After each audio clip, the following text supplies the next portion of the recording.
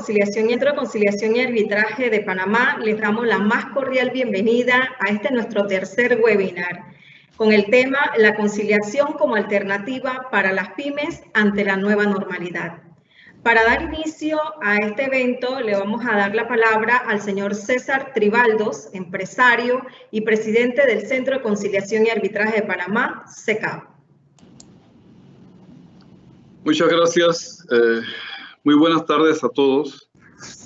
Ante la nueva normalidad y apertura de nuestras empresas, muchas de estas, micro, pequeñas y medianas, nos vamos a encontrar inmersos en potenciales y diversos conflictos mercantiles como incumplimientos contractuales y divergencias con relación a la interpretación de los contratos, ya sean franquicias, transportes, contratos de compra y venta y otros. Los juzgados del órgano judicial han sufrido una paralización y se prevé no solo un retraso en la resolución de los procesos existentes, sino que también se verán colmados por una avalancha de nuevas demandas.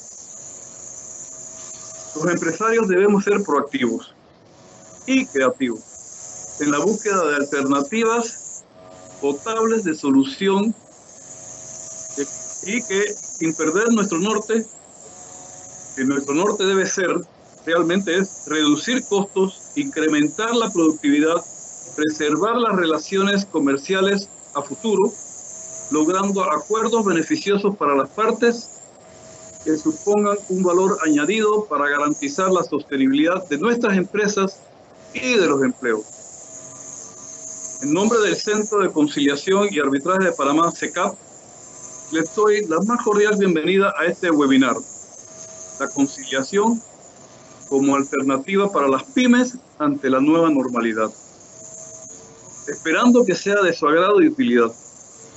Para iniciarlo, le cedo la palabra nuevamente a la licenciada Liliana Sánchez, directora ejecutiva del Centro de Conciliación y Arbitraje de Panamá, CECAP, quien será la moderadora de este webinar. Muy buenas tardes.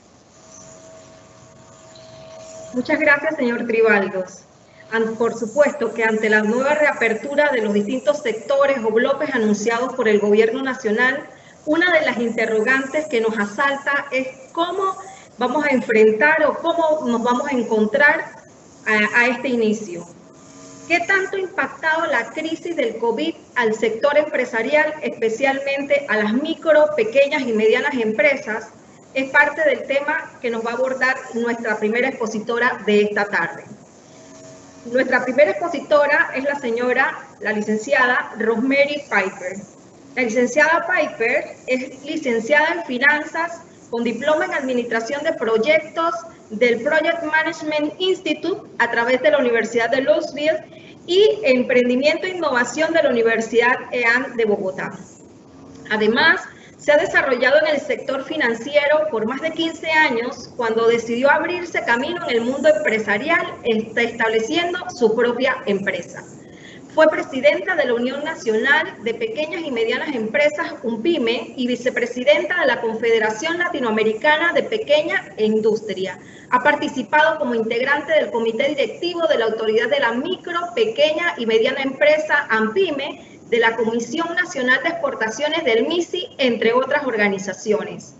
Actualmente, la licenciada Piper es la directora ejecutiva del Centro Nacional de Competitividad.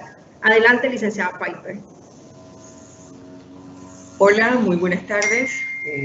Me complace poder compartir hoy el escenario con distinguidos profesionales y agradezco la invitación del Centro de Conciliación de la Cámara de Comercio de Panamá para poderles dar este primer pantallazo sobre el sector que es el objeto de los análisis, de las consideraciones jurídicas que verán más adelante. En esta presentación, yo lo que he querido para poder poner el contexto, cuál es la nueva normalidad, tratar de entender lo que era nuestra realidad hace algunos meses. A ver. El contexto pre-COVID, que es lo que he denominado al momento previo a la cuarentena, las estadísticas que teníamos disponibles hasta inicios de año nos hablaban, por el lado del Directorio de Empresas del INEC, de la Contraloría General de la República, que el parque empresarial aquí en Panamá eran de aproximadamente 72.000 empresas, de las cuales el 95% constituyen a las micro, pequeñas y medianas. No obstante, en la estadística hay una información que corresponde a aquellas empresas que no reportaron ingresos, porque como ustedes recordarán, en el caso panameño, el nivel de ventas anuales es lo que determina el tamaño de la empresa. Y en la última medición que se hizo para este directorio, habían más de 17.000 empresas que no reportaron este nivel de ingresos, por tanto no pudieron ser contabilizadas. No obstante, los porcentajes existentes en los años anteriores nos hacen entonces suponer que particularmente en el sector de la micro y pequeña el número es mucho más alto de las 50.000 empresas. Si por otro lado tomamos los datos de la Dirección General de Ingresos, los números cambian y en este sentido a mayor, lo que nos pudiese hacer inferir que de alguna manera esos números de establecimientos que están considerados para efectos de Contraloría son parte de las razones sociales que tributan como personas jurídicas ante la Dirección General de Ingresos. Por otro lado, si nosotros en el caso del sector MIPYME quisiéramos considerar su impacto en el empleo más que el número de empresas, es aquí donde vemos que realmente tiene el mayor peso dentro de la economía, puesto que constituye el mayor porcentaje de los ocupados del país. En ese sentido, y en línea con la gráfica que les estoy presentando, allí podemos ver que en promedio una microempresa genera 2.4 plazas de empleo y una empresa pequeña genera aproximadamente 11, y no hablemos pues de la mediana, que estamos hablando de 26. O sea, que el impacto en el empleo de las presencias de las empresas micro, pequeñas y medianas es sumamente considerable. Si fuésemos a considerar los niveles de ingreso que estas empresas reportan, nos damos cuenta que dentro del total el peso es relativamente poco significativo. No obstante, siguen representando sumas importantes para un mayor número o un mayor porcentaje de la población. En ese sentido, ¿qué pudiésemos reflexionar sobre esta primera información? Que en el caso de las micro, pequeñas y medianas, la contribución que ellas hacen al empleo es significativa. En cuanto a la cantidad de empresas de menor tamaño, podemos darnos cuenta que ellas impactan grandemente el tejido social. Por tanto, cualquier afectación que éstas sufran tienen un efecto inmediato sobre la población. En el caso de la distribución a nivel nacional, donde resaltamos que el mayor número está en la provincia de Panamá, podemos ver que a nivel de las provincias es representativa en todas las áreas urbanas. Dentro de estos números hay un aspecto que no se ha contabilizado y que corresponde a la informalidad. La informalidad en función de las tantas empresas que realmente trabajan u operan sin cubrir los requerimientos legales mínimos. Esto nos permitiría inferir, y aquí haciendo alusión a una investigación que hizo el Centro Nacional de Competitividad hace algunos años, en que nosotros pudimos establecer que a nivel nacional existían más de 200.000 empresas informales y que estas empresas representaban arriba de 400.000 plazas de trabajo. Así que si consideramos al sector MIPYME y pudiésemos sumarle los números que corresponden a las empresas MIPYMEs informales, realmente estamos hablando de un número extremadamente importante para la economía nacional. Y esta complejidad más bien, la falta de información adecuada ha sido un aspecto que en diversas ocasiones nosotros hemos llamado la atención sobre la falta de datos realmente para la toma de decisiones. Y en momentos como el que vivimos, donde saber a ciencia cierta cuántas empresas MIPYMES hay, a quiénes hay que ayudar, dónde están los informales, quiénes son los informales, la ausencia de ese tipo de data no nos permite realmente tomar las soluciones más certeras y que realmente lleguen a las personas o a las empresas, en este caso, que le están necesitando. Les hablé inicialmente de lo que era el estado de la MIPYME, y hago la salvedad que puse mi entre paréntesis porque me habían pedido hablar de las pymes, pero creo que es necesario incluir a las micros también en esta información. Hablaba del contexto previo, ahora les quiero mencionar el inicio de la crisis. Nosotros desde el Centro de Competitividad realizamos en la primera semana del mes de abril una encuesta que aplicamos a nivel nacional para tratar de entender cómo estaban los empresarios, cuál era la situación de sus empresas, sus expectativas, el estado y demás. De esa encuesta he querido extraer una información relevante para lo que hoy vamos a atender. En primer lugar, los empresarios que respondieron de esta muestra, que resultó ser significativa para el sector empresarial a nivel nacional, en cuanto a los desafíos, tenemos estas tres opciones y en la pantalla pueden notar la prioridad que le dio cada tamaño de empresa, pero las principales pues son el asegurar la liquidez, no calificar para el financiamiento, no contar con asesoría fiscal y tributaria, no estar formalmente registrado, y de aquí vemos el tema de la informalidad, sí es un desafío para las empresas, y no contar con asesoría legal. Así que esos eran pues los principales desafíos, y que aquí los presento según tamaño de empresa. Por otro lado, al preguntárseles sobre las asistencias o los apoyos que estarían requiriendo en un futuro inmediato, la preocupación para toda empresa, independiente de su tamaño, consistió en capital de trabajo. El subsidio para pagos de salario, porque precisamente el tema de no contar con la liquidez producto de la falta de ventas no le podía hacer frente a la situación con sus empresarios, y también el financiamiento fue una de las áreas requeridas. La situación se tornó un poco dramática cuando les preguntamos para que tratasen de estimar, y estamos hablando a principios de abril, cuál sería la afectación de su nivel de ventas. En el caso de las empresas más grandes, en ese momento las estimaron entre un 21 y 40%, las pequeñas y medianas lo estimaron entre 41 y 60%, y las micros, con un 61 o 80%, eran las que percibían que iban a tener una mayor afectación. Así que eso es congruente contra mientras más pequeño, más difícil te va a resultar esta situación.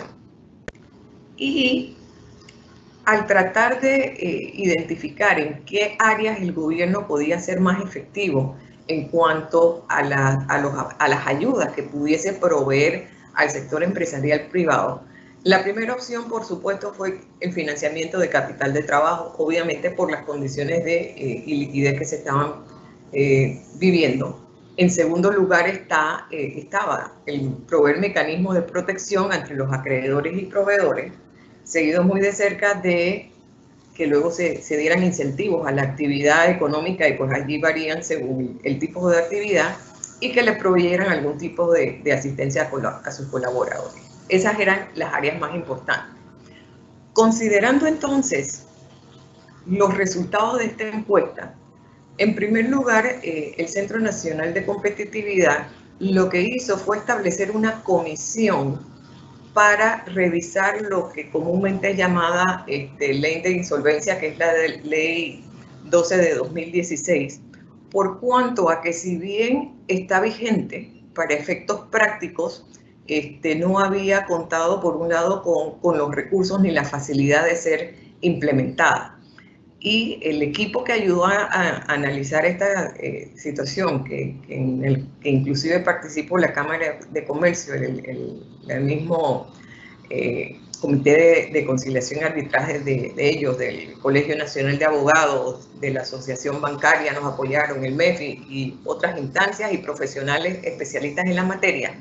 Con ellos se produjo el proyecto de ley que establece el régimen de los procesos de reorganización conciliada. La idea de esto es porque al analizar las condiciones que establecía esta ley, realmente era casi imposible para una empresa de menor tamaño poder recurrir a esta como una opción en función de los costos que esto significaba, en función de los términos que esta daba. Entonces se ha hecho esta propuesta de ley que ya ha sido pues presentada en los medios correspondientes para flexibilizar algunos criterios o condiciones precisamente para tomar en consideración el tamaño de la empresa y su disponibilidad de recursos por un lado y la facilidad de la información con la que éstas deben contar para entrar en estos procesos. No obstante, esto del proyecto de ley es algo que está en trámite, pero actualmente hay disponibles otras alternativas judiciales y precisamente son las que ustedes van a conocer a través de los expositores que estarán a continuación de mí.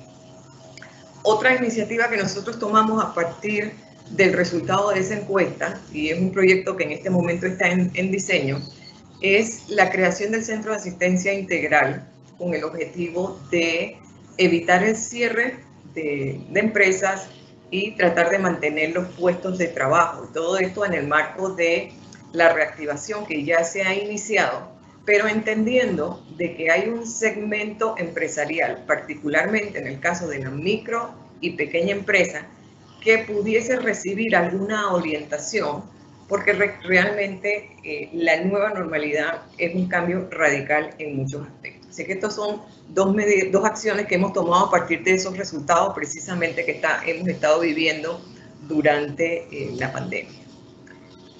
Y continuando con el recuento, ¿qué podemos entonces decir más de 2 meses después de iniciada la cuarentena?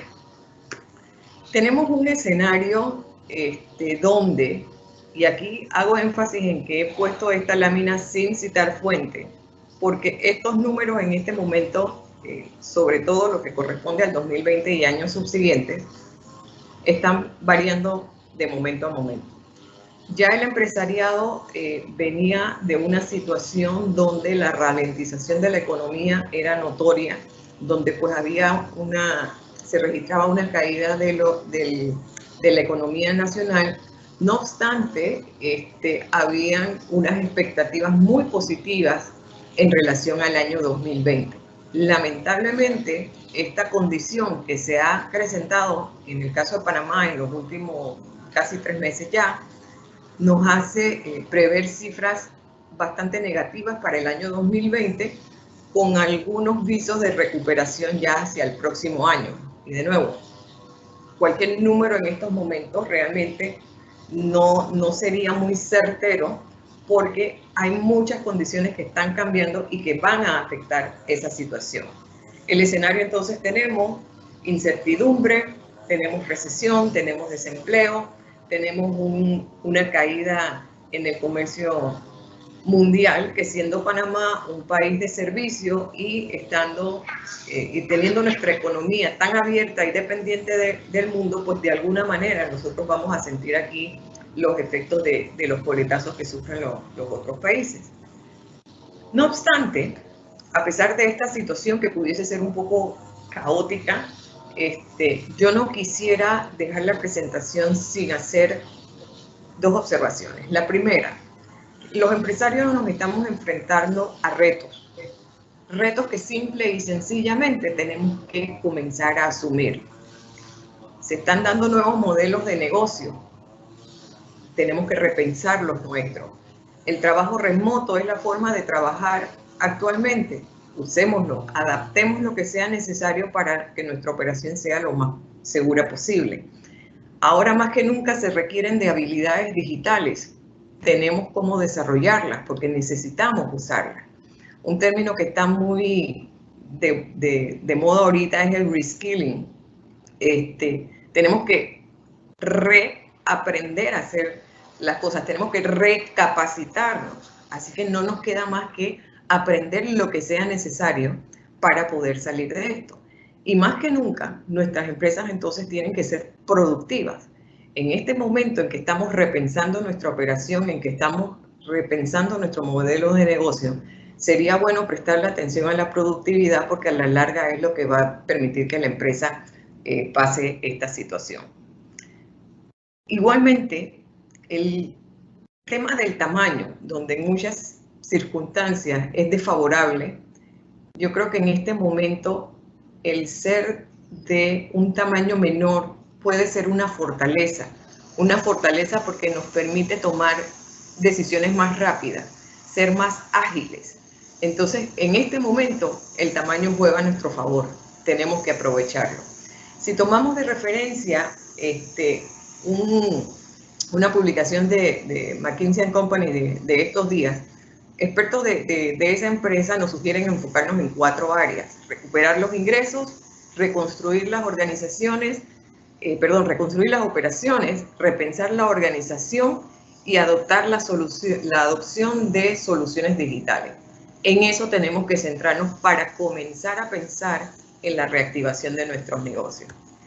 Finalmente, quiero dejarles unas palabras de Sadia Saidi, que es la directora ejecutiva del Foro Económico Mundial, que creo que son muy apropiadas para la ocasión y para nosotros como empresarios, como ciudadanos lo consideremos.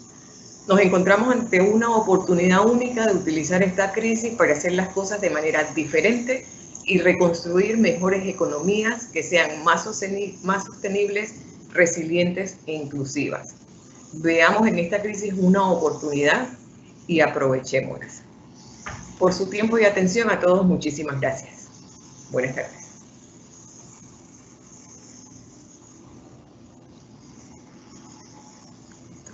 Muchísimas gracias, Rosemary. Me quedo de su presentación con algunos puntos que quiero resaltar. 95% de la economía nacional la mueven las micro, pequeñas y medianas empresas. El mayor porcentaje de empleo está representado por este sector empresarial.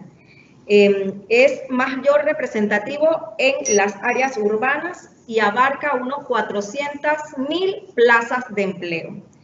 El escenario en este momento es de incertidumbre, primordialmente por la caída pues, del comercio, la economía contraída hasta un 32%, la recesión y el desempleo. Sin embargo, yo a eso le voy a añadir, Rosemary, un sinnúmero de reclamos que se van a dar entre socios comerciales, acreedores, deudores, bajo un sinnúmero de actividades empresariales dentro de estas pymes que están en una situación económica difícil para hacerle frente. Nuestro siguiente expositor de esta tarde nos va a hablar cuáles son las alternativas jurídicas que van a tener estos empresarios para el manejo de conflictos dentro de una pyme. Nuestra próxima expositora es la licenciada Daira Castañedas. Daira es abogada, especialista en Derecho Civil y Comercial, enfocada su desempeño profesional en los temas de arbitraje y otras formas de resolución de controversias. Funge como árbitro y secretaria para procesos arbitrales dentro del Centro de Conciliación y Arbitraje de Panamá. Es presidenta de la Comisión de Aduanas y Facilitación Comercial del capítulo panameño de la Cámara de Comercio Internacional, ICC Panamá. Fue miembro de la comisión que redactó la Ley 131 de 2013, que es la Ley de Arbitraje Comercial Nacional e Internacional, y actualmente es miembro suplente del Tribunal de Honor del Colegio Nacional de Abogados. Daira es socia de la firma Rivera Bolívar y Castañeda. Gracias, Daira. Bienvenida.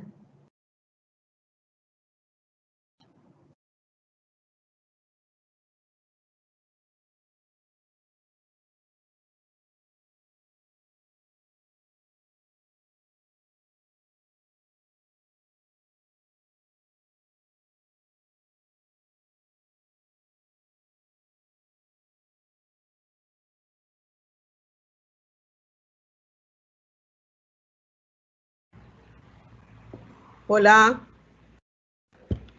muy buenas tardes. En esta oportunidad voy a referirme al tema que me fue asignado, que son las alternativas que tienen las empresas pymes ante la nueva, como le llaman, la nueva normalidad.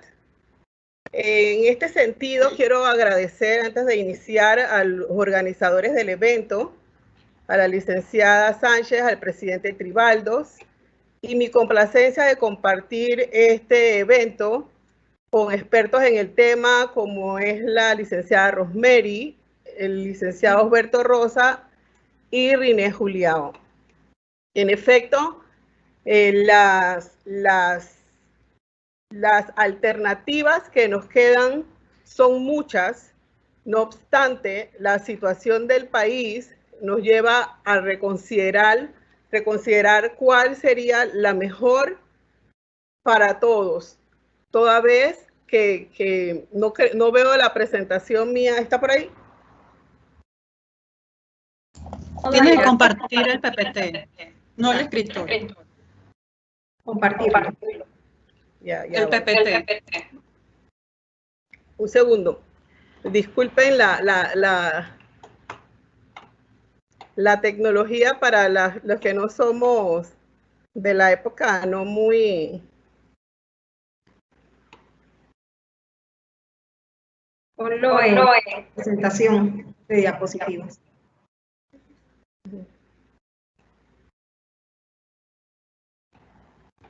Ya lo vemos. Ahí está. Escoge arriba presentación de diapositivas. Ya.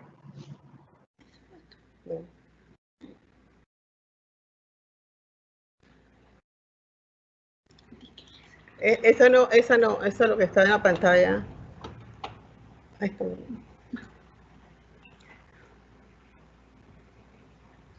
Bueno, yo creo que mejor voy a continuar sin la presentación. Y si lo logro pasar, entonces lo pasamos.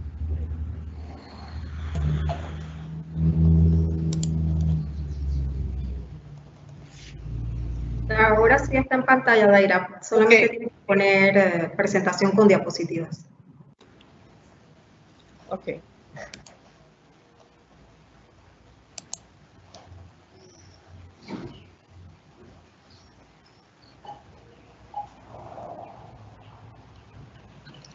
Pon la número 1. Aquí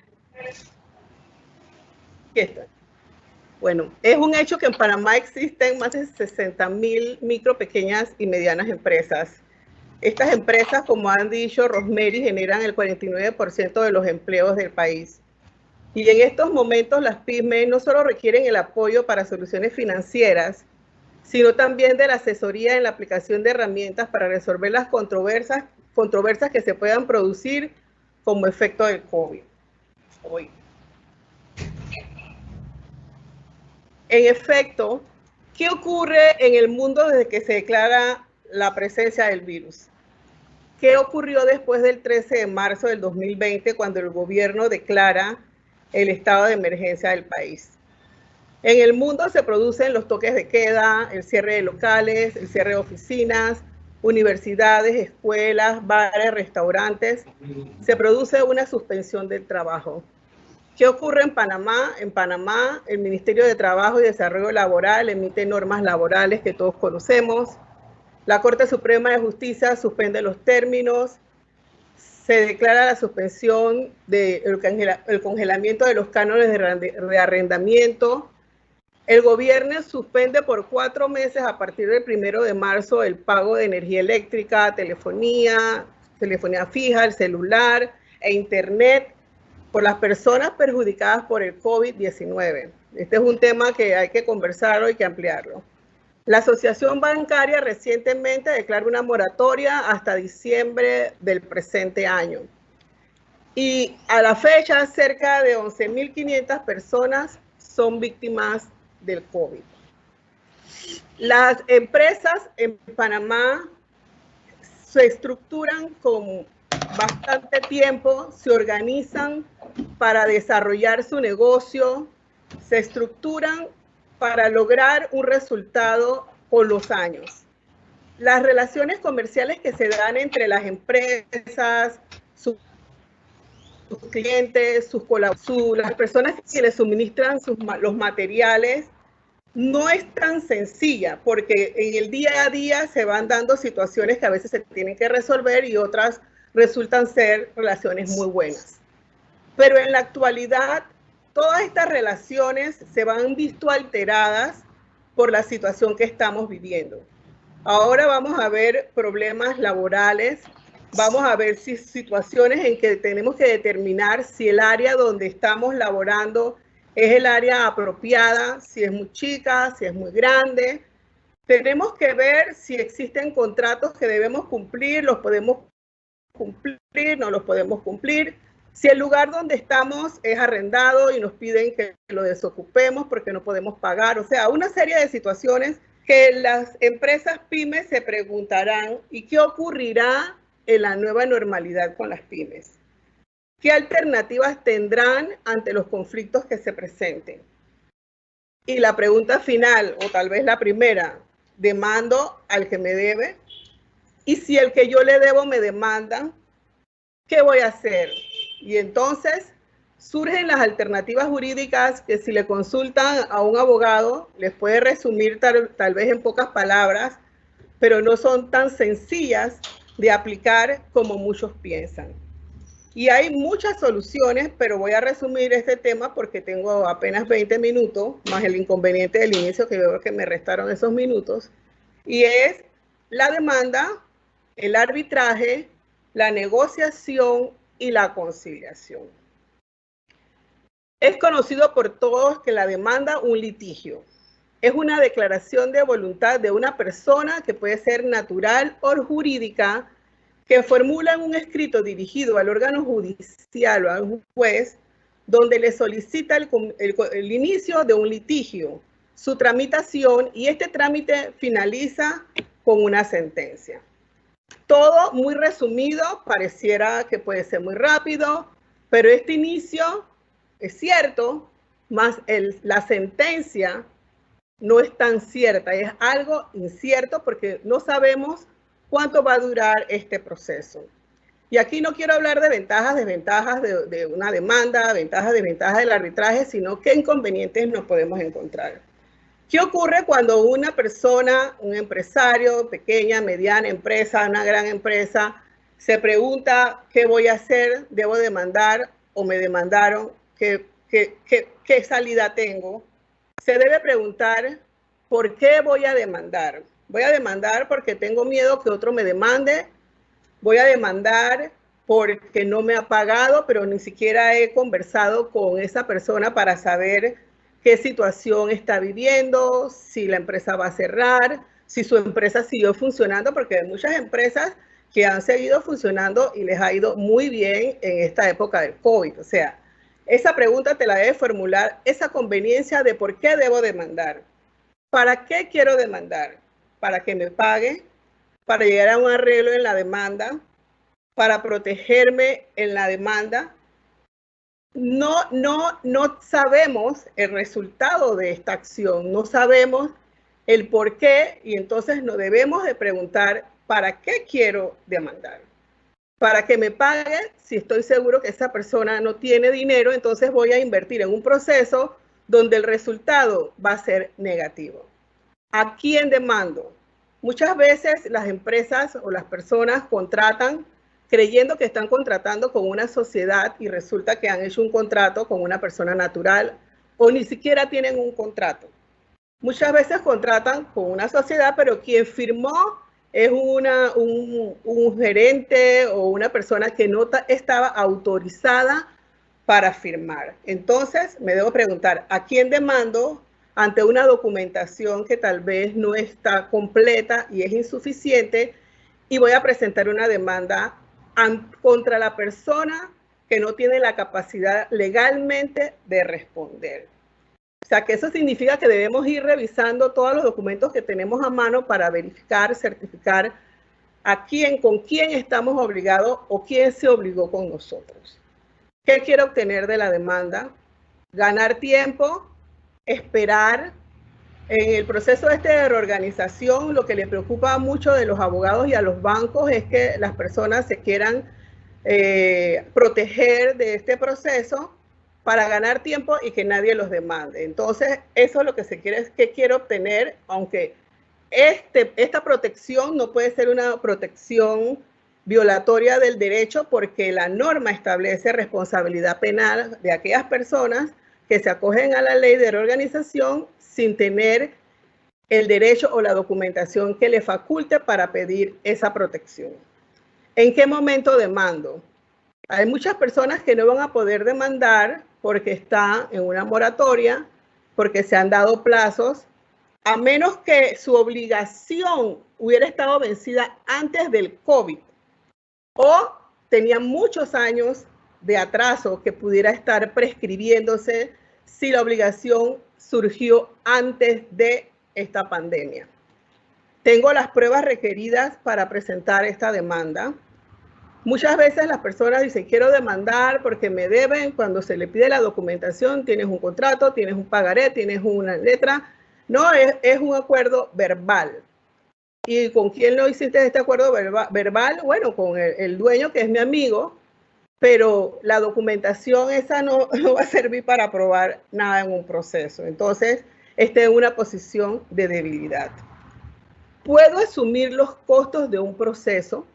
Muchas veces te piden, quiero secuestrar, quiero agarrar los bienes, pero una medida cautelar conlleva gastos.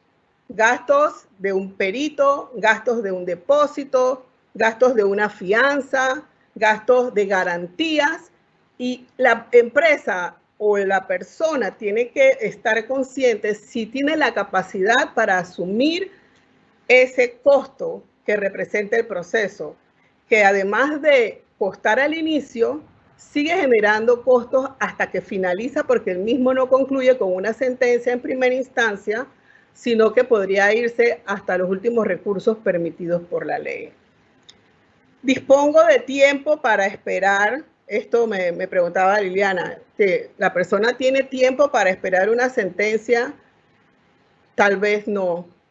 ¿Quién resolverá ese conflicto? Un juez que posiblemente a partir del 5 de mayo va a comenzar a recibir una avalancha de demandas, de acciones, y conocemos la situación de nuestra Administración de Justicia, que está saturado y además tiene que cumplir una serie de protocolos. Ahora mismo, ayer recibimos un informe de todo el procedimiento que se debe cumplir para poder comparecer a los tribunales, revisar expedientes, presentar demandas. O sea, va a ser complicado. Posibilidades de ganar, posibilidades de cobrar. Puedo ganar, pero podré cobrar. Después de varios años podré obtener esa satisfacción económica que esperaba. La moratoria aplica. ¿Cuáles son los efectos de una demanda? Porque si yo demando porque tengo miedo que esa persona no me pague, posteriormente, si mi demanda es de mala fe o es una demanda temeraria, podría tener repercusiones civiles, penales y las repercusiones económicas que ya mencioné. ¿Qué facultades le otorgaré a ese abogado que voy a contratar y al que le tengo que pagar para que me represente? ¿Puede él transar? ¿Puede llegar a un arreglo? Si él llega a un arreglo sin mi autorización, después que yo en un poder le otorgué esa facultad y el resultado que obtengo no era el esperado. O sea, todas estas preguntas se debe formular la persona que siente la necesidad de iniciar un proceso, y también cuando es demandado, porque lastimosamente ante la situación que nos encontramos, aquí va a haber demanda, yo demando, tú me demandas, porque todos estamos en la misma situación producto de los efectos del COVID. Yo puse esta imagen, que no estoy en contra de la Administración de Justicia, toda vez que fui funcionaria del órgano judicial por casi 5 años. Lo respeto, admiro y espero poder ayudar siempre en lo que sea posible, pero una demanda es como un tiro al blanco o un tiro al rojo. Podemos tener toda la experiencia, podemos tener todo el conocimiento, podemos tener toda la práctica, pero muchas veces no acertamos en el punto de ganar y quedamos en una línea negativa, que es la negativa para el cliente y también para uno como profesional, porque usualmente el cliente piensa que el abogado tiene la obligación de garantizar el resultado y en estos casos es imposible. Entonces, nos quedan otras alternativas. Una alternativa es la demanda, otra alternativa podría ser el arbitraje.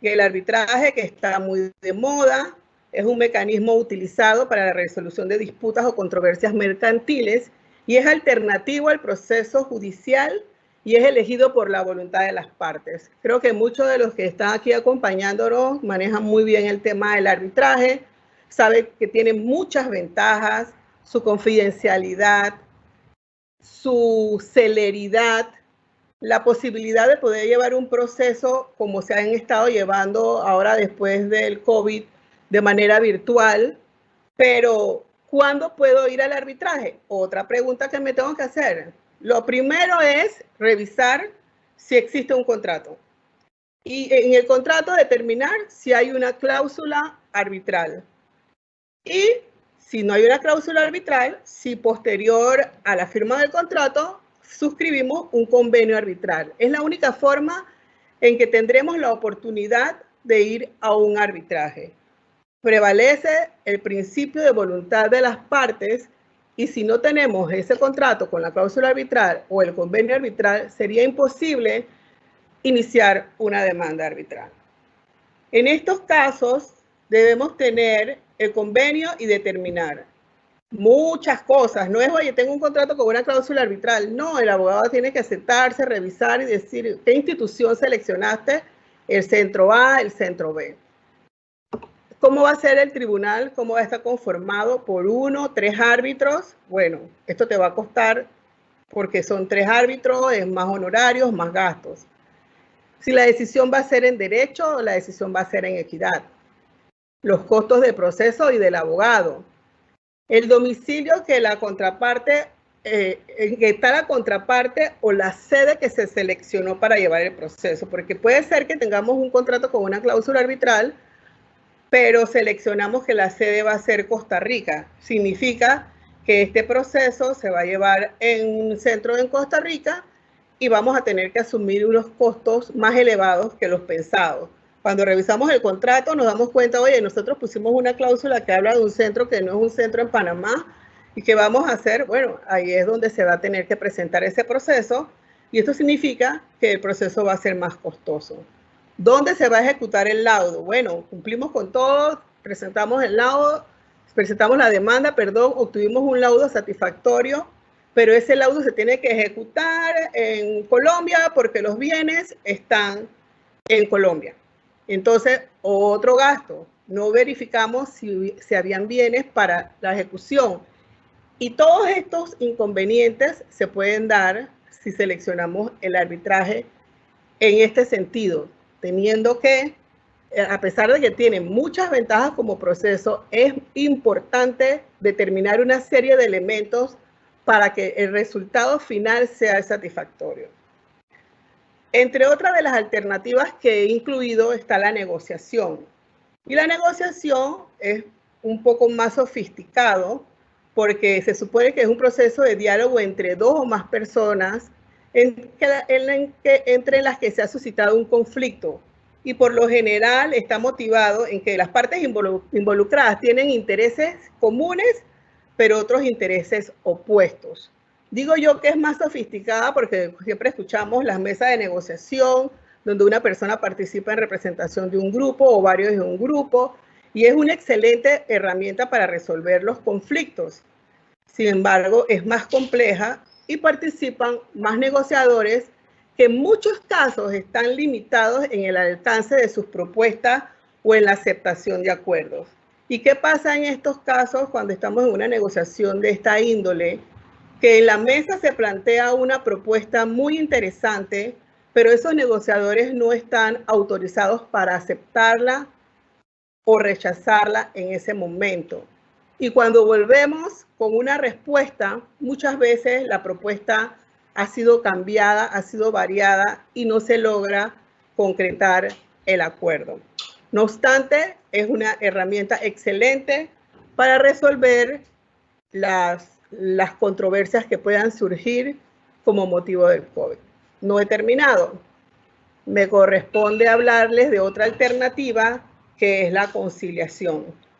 La conciliación viene a ser para las pymes tal vez una de las mejores opciones, porque es un mecanismo de solución alternativa de conflictos, los conocidos MACs, que ayudan a resolver en forma pacífica y diferentes tipos de conflictos.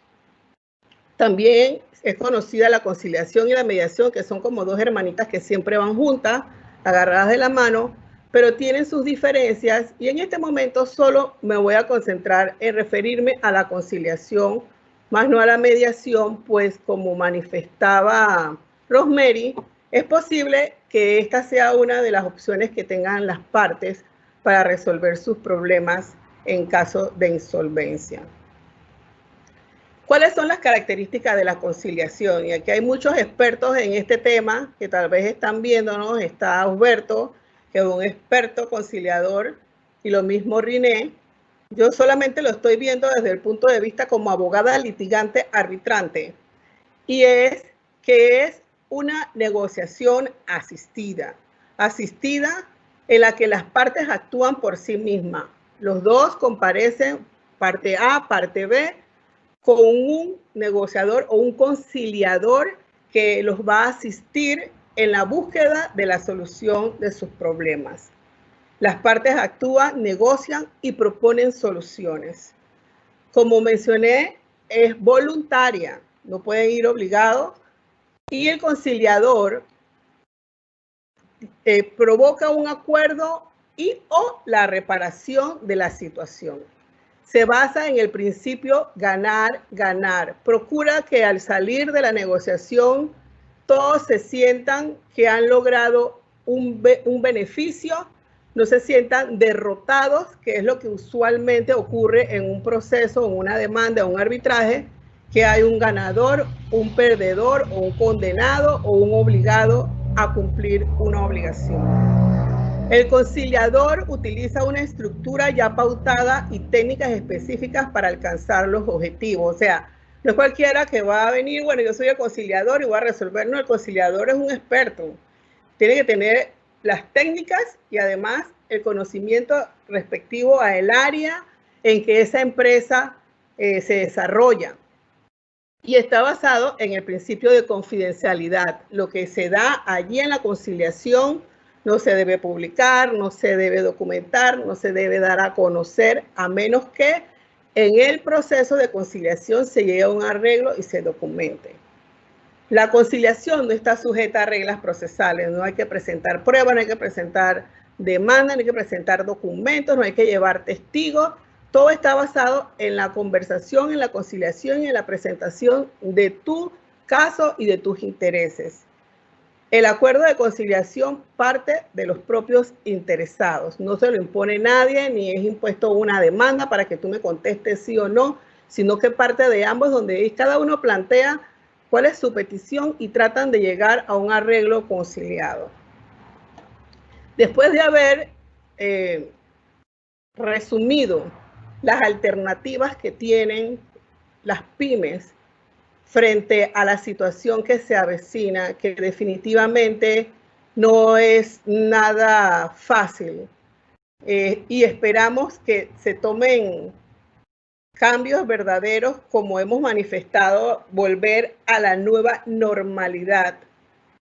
Podemos resumir como características de la conciliación y la demanda, tanto judicial como arbitraje, las diferencias que hay entre cada una.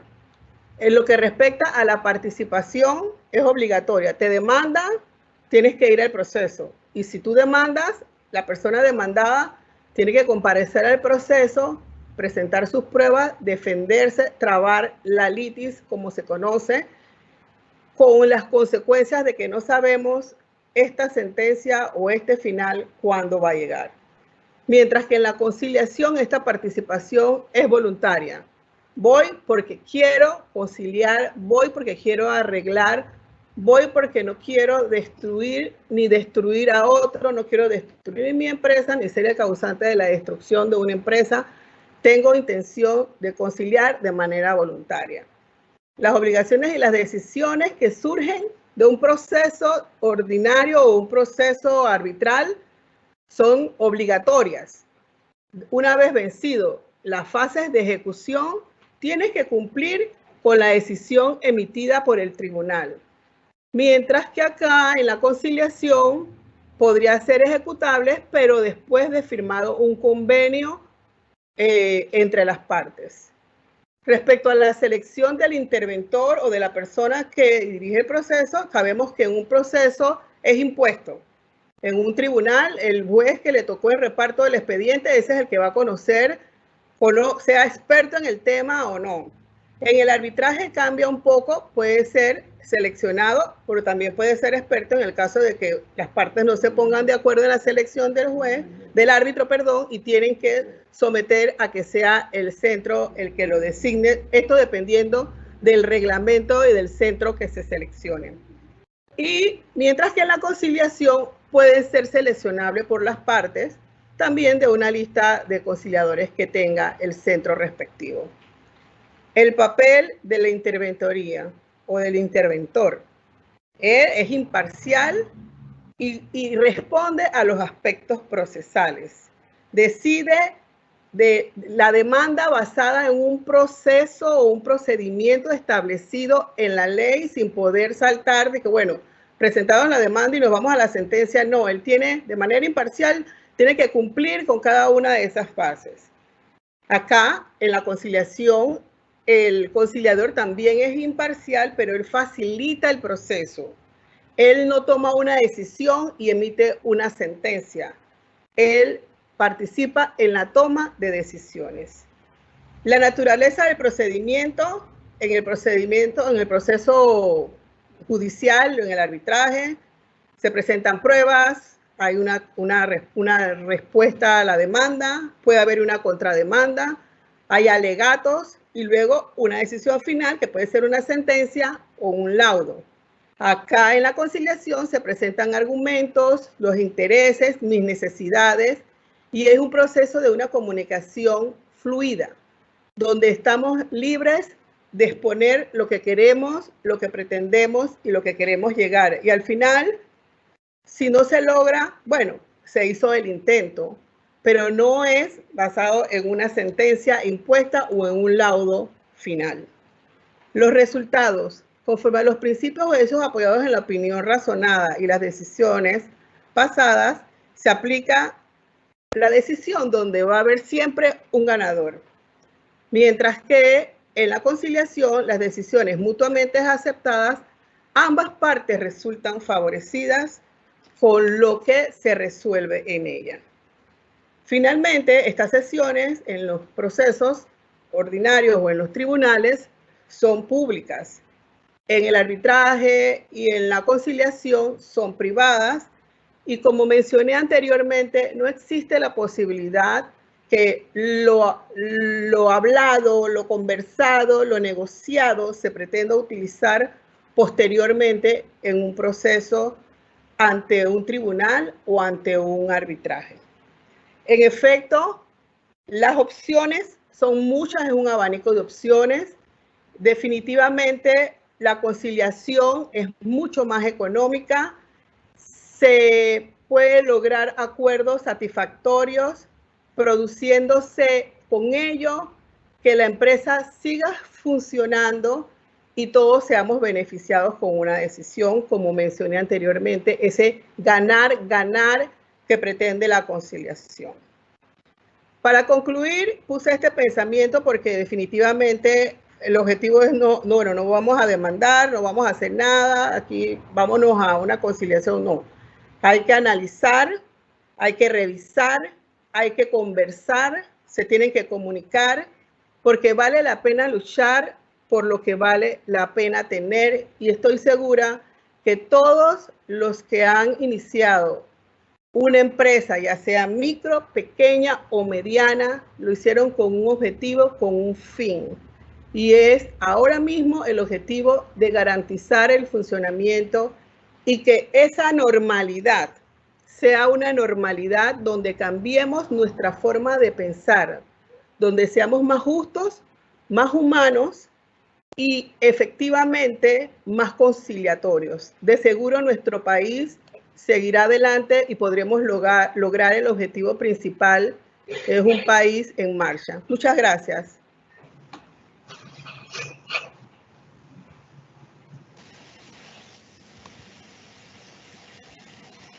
Muchas gracias, Daira, por tu didáctica exposición. Pareciera que se trata de resolver controversias a través de mecanismos consensuados.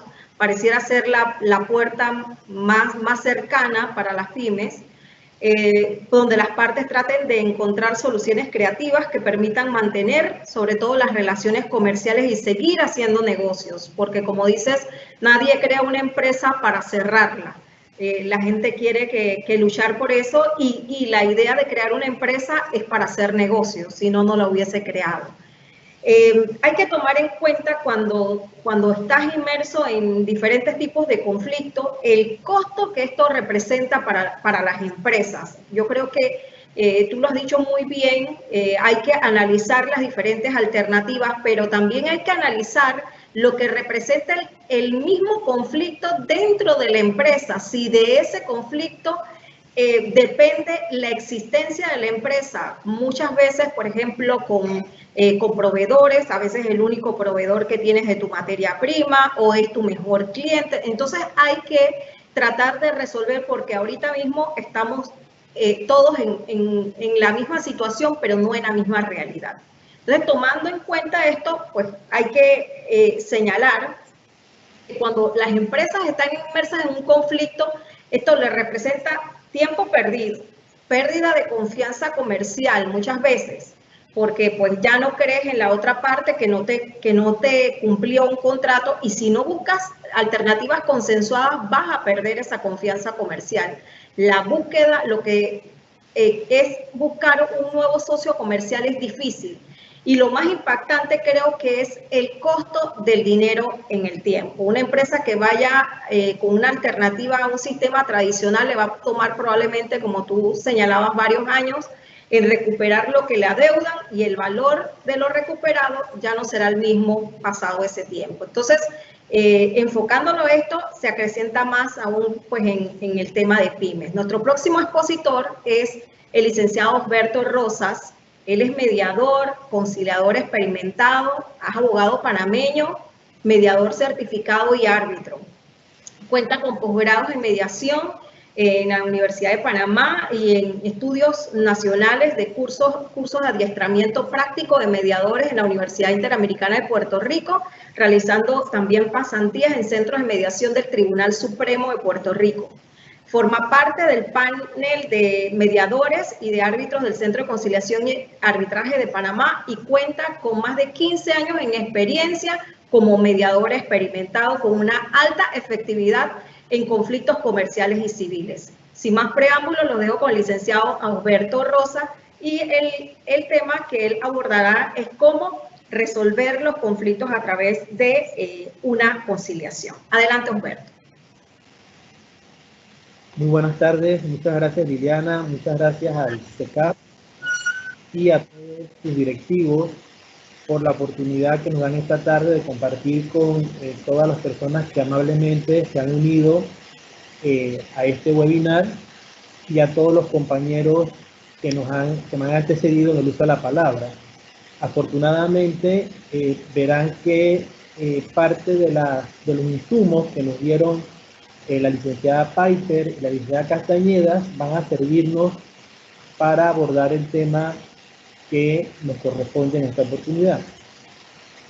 Justo preparando el material, me encontré con una noticia del Financial Times donde advertían que en Inglaterra ya las autoridades estaban pidiendo a las partes, a los abogados y a posibles litigantes, que trataran de buscar las vías de mediación y negociación para resolver conflictos, porque ya ellos están previendo en su sistema que no van a poder atenderlos todos. Y eso lógicamente va a traer alguna serie de insatisfacciones y más allá de las insatisfacciones, lógicamente problemas económicos muy importantes para todos. Y bueno, como ya también manifestaron, en Panamá tenemos regulado legalmente, y es importante advertirlo, la conciliación y la mediación. En este caso nos vamos a enfocar solamente en la conciliación, y el artículo 45 de la ley, decreto ley 599, nos da una definición que como un método de solución pacífica de conflictos, a través del cual las partes gestionan la solución de estos por intervención de un facilitador imparcial, llamado conciliador, y este conciliador debe estar cualificado y registrado en el Ministerio de Gobierno actualmente. Nosotros entonces a través de la conciliación lo que vamos a tratar es de acercar a las partes que están en un conflicto a través de este tercero conciliador, quien tiene una función de facilitador en las comunicaciones de las partes. Y aquí tenemos a dos partes. Estas son dos obras de un pintor panameño, aprovecho. Y este pintor nos tiene aquí a dos partes. Aquí podemos tener a un empresario que es un arrendador. Vamos a hablar de un contrato de arrendamiento que tal vez sea un conflicto muy puntual que tendrían los micros y pequeños empresarios, que tal vez no tengan un local propio, sino arrendado. Y tenemos pues estos dos empresarios, uno que arrienda y uno que alquila. Puede ser empresarios o empresarios. Y la primera situación que se les presenta, ahí tenemos en el área de la cabeza de esta figura, tenemos, ¿verdad?, como unos universos, una serie de problemáticas que ya nos las plantearon anteriormente, situaciones que le están aquejando en cómo ellos reactivar sus negocios y sus actividades. Por un lado, lo primero, cuando tenemos un conflicto, lo abordamos a través de lo que llamamos posiciones. Y las posiciones, en este caso, en el caso teórico de un contrato de arrendamiento, tal vez las primeras que nos surgen casualmente del texto contractual. Por un lado, el arrendador va a decir, es que tú pactaste, te comprometiste a pagarme el canon de arrendamiento en tal plazo, tal monto. Si no me pagas en ese plazo, pues hay ciertas penalidades, ciertos recargos, ciertos intereses. Por la otra parte, el arrendatario va a tener entonces posiciones y decir, mira, yo no me niego a pagarte, pero las circunstancias de la pandemia que ordenó el cierre de negocios no me permiten generar ingresos para pagarte esta arriendo. Entonces comienza pues esta negociación, que valga aquí hacer la aclaración, que inicialmente cuando nosotros nos movemos en el ámbito de las posiciones estamos negociando.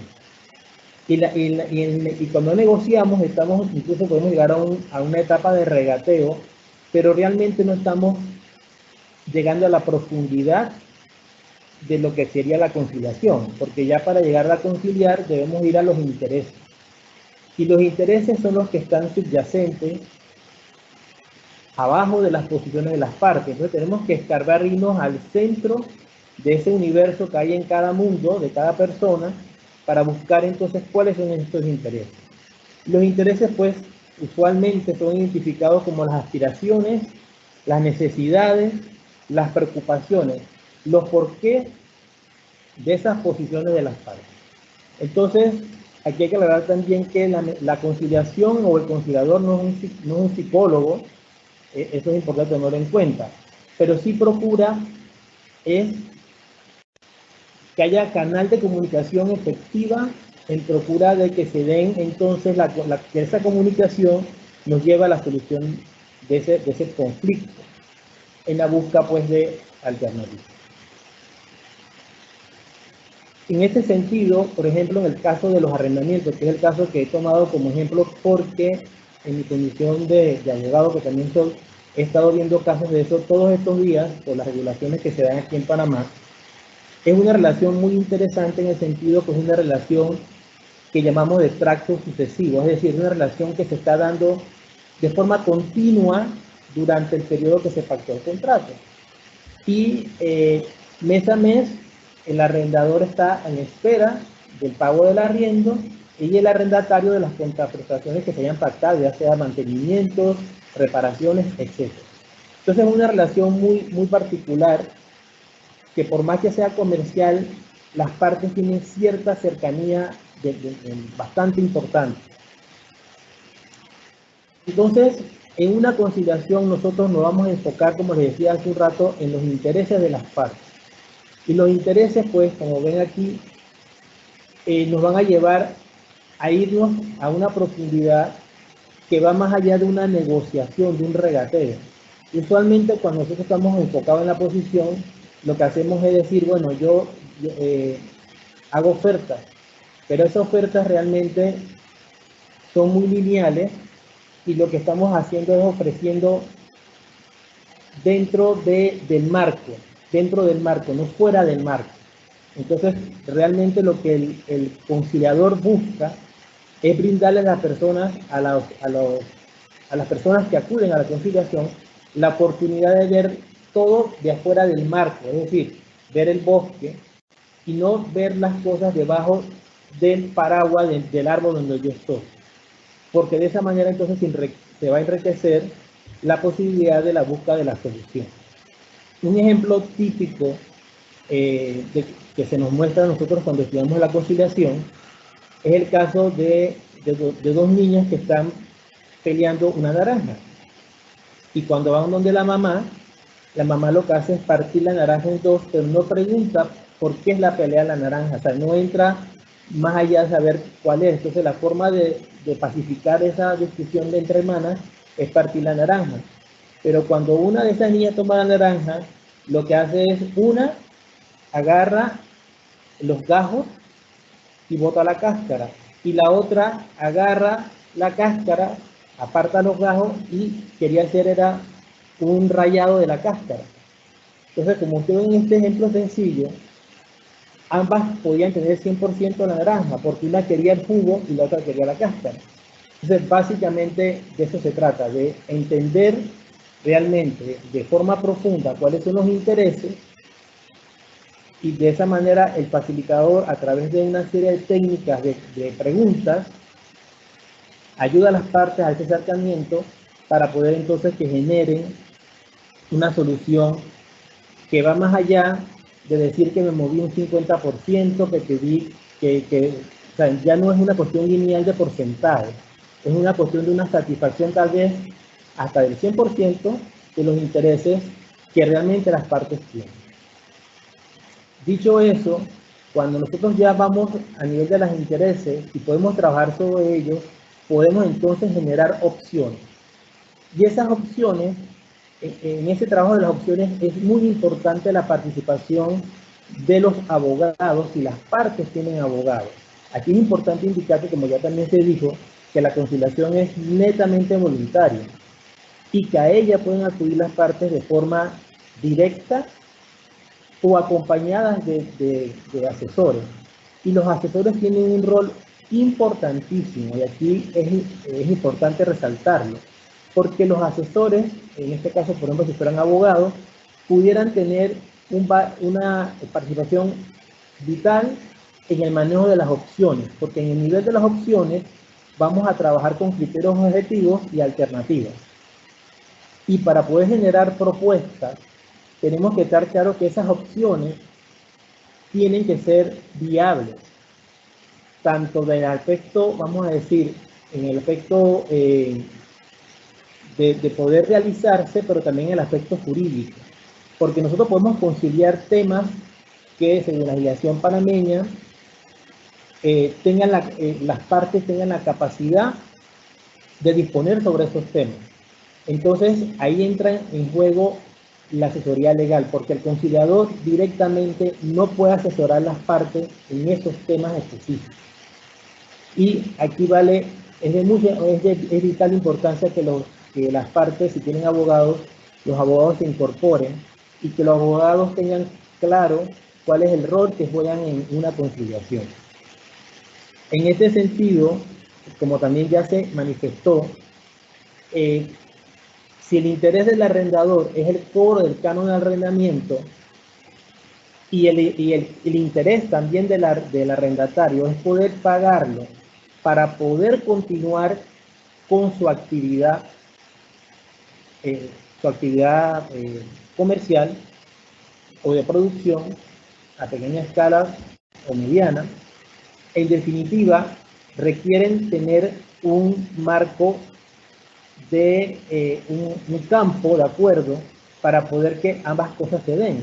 Y como hace un rato manifestábamos, el conciliador puede, en reuniones que llamamos caucus, en reuniones individuales con cada parte, previa aprobación de las partes, generar una serie de preguntas a las partes sobre las opciones que tienen. Por ejemplo, si el arrendador dice, es que yo quiero que me paguen de esta manera, entonces en esa reunión privada el conciliador puede hacer preguntas, justo como las que hacía hace un rato, lo que hace un rato nos mostraba tanto Daira como la señora Piper, la licenciada Piper, en el sentido que, bueno,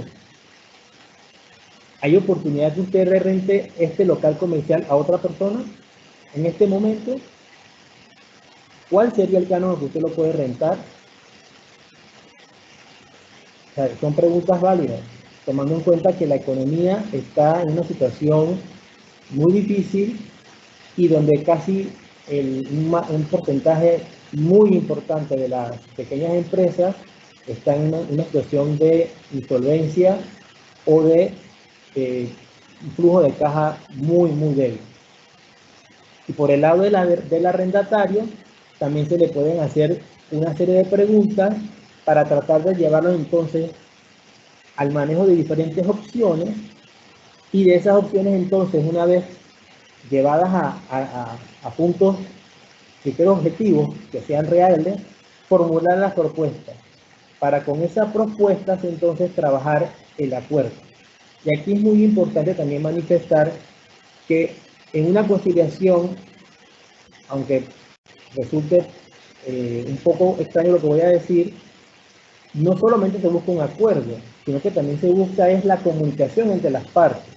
Y puede ser que en esa conciliación no se llegue a un acuerdo inmediato, pero que esa comunicación de las partes de manera profunda pueda conllevar a que posteriormente, a través de otro mecanismo, puedan solucionar esa situación en caso de que el acuerdo no se haya podido dar en ese momento preciso, tomando en cuenta, como les decíamos también en los otros panelistas, las situaciones reales del congestionamiento judicial, de la imposibilidad de repente de ejecutar medidas cautelares y una serie de factores que de repente no hacen atractivo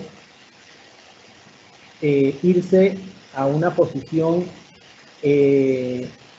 judicializada en la solución de un conflicto, cuando de manera consensuada las partes pueden buscar una solución al conflicto que tienen, que se ajuste a su medida y que no sea resuelto a través de una decisión que está enmarcada a una discusión legal que tal vez no se ajusta a esa discusión legal realmente a la realidad que esas partes aquejan. Y aquí viene una parte bien importante en el tema del acuerdo, y es que la conciliación, el acuerdo conciliatorio, se puede elevar al laudo de acuerdo a lo que señala la legislación panameña, para lo cual debería constituirse un tribunal arbitral. Igualmente, el acuerdo conciliatorio per se presta mérito ejecutivo a partir de su suscripción, es decir, que constituye un documento que se puede ejecutar en la vía judicial en caso de incumplimiento. Igualmente, en el caso que ya las partes hubiesen estado en un proceso judicial y suspendan ese proceso y vayan a una conciliación, ese acuerdo puede ser homologado entonces por el juez que conocía de ese proceso. Y aquí es importante indicar también cómo llegamos entonces a conciliar. A conciliar llegamos de dos maneras. Una parte puede ser, una forma puede ser que nosotros en el contrato hayamos pactado una cláusula de resolución de conflictos escalonada, donde se prevé la conciliación como una etapa previa al proceso judicial o a un proceso arbitral. Esa puede ser una vía. En ese sentido, es obligatorio cumplir con la etapa, más no llegar a un acuerdo. ¿Por qué? Porque se pactó así, se pactó la obligación de ir a conciliar, no acordar. Eso es importante tomar en cuenta. Pero si nosotros no tenemos prefirmado de esa manera, pactado previamente, ir a conciliación, podemos hacerlo de forma voluntaria posteriormente, ya sea firmando un acuerdo donde acordamos ir a conciliación, o solicitando la conciliación y que se invite a la otra parte a asistir a ella. Y de esa manera entonces llegamos pues a la conciliación.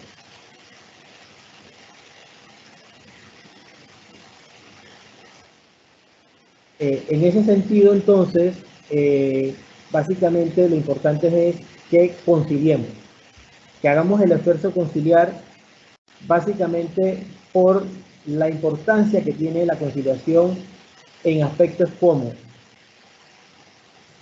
es un procedimiento que no es reglado, es decir, donde no hay etapas de obligatorio cumplimiento, que se puede ajustar definitivamente puede ser ajustado, el proceso de conciliación puede ser ajustado a la necesidad de las partes, los costos, y cuando hablamos de costo hablamos de tiempo, del costo per se de la conciliación, son mucho menores que hay en un proceso judicial.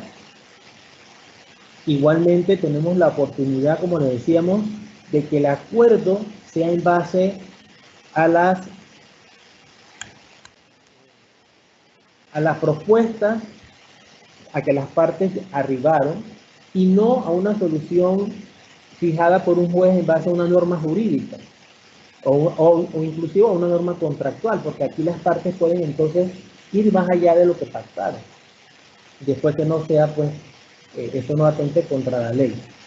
Igualmente la conciliación entonces, como le decía, da la oportunidad, en este caso del ejemplo de un contrato de arrendamiento, de poder continuar esa relación de arrendamiento de una manera más amigable, no tensa, porque si, por ejemplo, si yo voy a demandar a mi arrendatario por los 2 meses de cánones que me debe, ya eso queda una tensión. Si voy a hacer un cobro judicial, porque definitivamente el arrendatario va a decir, pero no me entendiste, cuál es mi situación en este momento. Entonces, dicho sea, siguiendo pues con este tema, básicamente hacemos una invitación a todos los pequeños empresarios para que busquen en los medios conciliatorios la solución de cualquier conflicto que se le esté produciendo, dado a que allí es que van a encontrar muy probablemente una solución efectiva y a la medida de las necesidades que necesitan cubrir para poder continuar generando la actividad económica, que en muchos de los casos es mucho más que una actividad económica, es el sueño que tuvo ese empresario de fundar esta empresa para generar un ingreso, una riqueza para su familia, para él, para la comunidad, y ofrecer pues también los medios de trabajo correspondientes. Bueno, siendo así entonces, le paso la palabra a la licenciada Liliana Sánchez para que continúe con la presentación.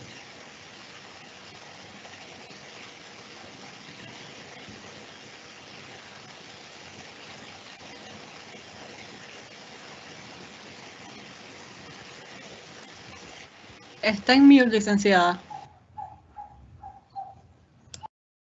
Muchas gracias, Humberto. Me quedo con algunas reflexiones de lo que has planteado, que cuando la gente está en una conciliación tiene que ir con el ánimo de de llegar a un acuerdo. O sea, no vas a una conciliación tratando de imponer, tienes que ir mentalizado desde el punto de vista de que vas con la idea de negociar, y esa negociación va de la mano de una preparación que tienes que hacer en la búsqueda de esos intereses para cuando tú llegas a una conciliación estés claro de qué es hasta dónde tú podrías negociar, ¿no?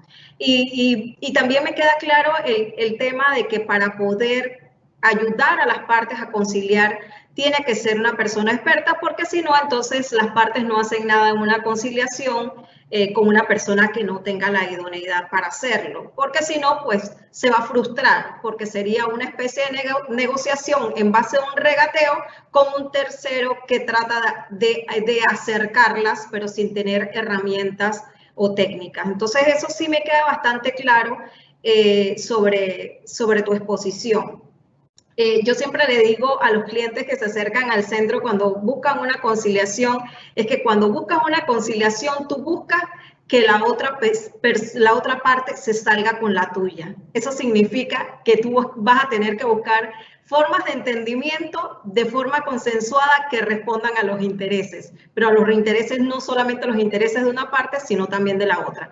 Bueno, la última expositora de esta tarde, bueno, es una persona que yo le tengo muchísimo aprecio, tenemos 21 años de trabajar juntas y bueno, además de eso, pues ella dirige la sección de la Secretaría General de Conciliación y Mediación en el centro. Se trata de Rinés Juliao, ella es abogada panameña, especialista en Derecho Empresarial y ha realizado maestrías y posgrados en Derecho Comercial y en Mediación. Tiene también estudios de mediación en la Universidad Interamericana de Puerto Rico y realizó también pasantías en Puerto Rico en los centros de conciliación y mediación del Tribunal Supremo. Además ha sido consultora internacional sobre métodos alternos de resolución de conflictos en programas de mejoramiento de justicia en Centroamérica para organismos internacionales como CIECA, DPK Consulting, AID, y ha dedicado su práctica profesional específicamente al área de mediación y al área de arbitraje. Sin más preámbulos, los dejo con la licenciada Rinés Juliao, quien es la Secretaria General de Conciliación y Mediación de SECAP.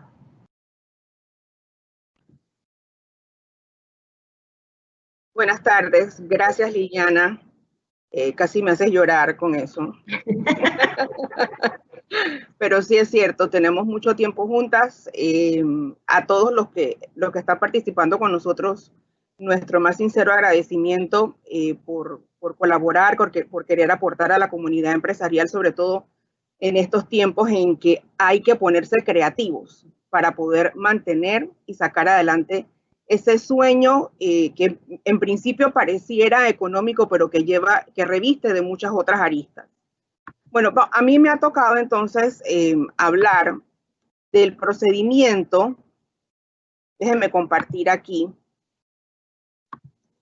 Del procedimiento del Centro de Conciliación. Quiero estar segura de que pueden verlo. ¿Se ve la presentación?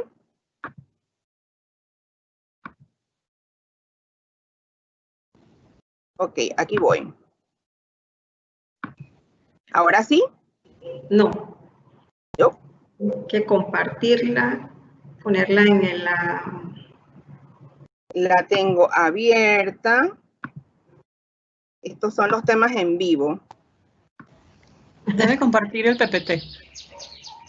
En eso estoy tratando de... Aquí está. Cuando dices compartir, busca la pantalla. Y listo, ya. Ahí está.